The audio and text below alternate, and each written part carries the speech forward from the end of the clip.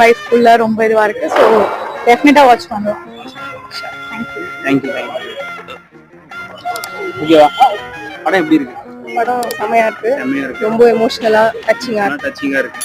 படத்துல எந்த சீன் ரொம்ப பிடிச்சிருந்துச்சு உங்களுக்கு?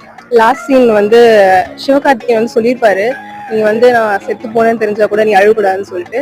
அந்த சீன்ல வந்து சாய் பல்லவி வந்து அழுவக்கூடாதுன்னு ரொம்ப ட்ரை பண்ணி அழுவாம அந்த ஆக்டிங் வந்து ரொம்ப பிடிச்சிருந்துச்சு. ரொம்ப சூப்பரா இருந்துச்சு.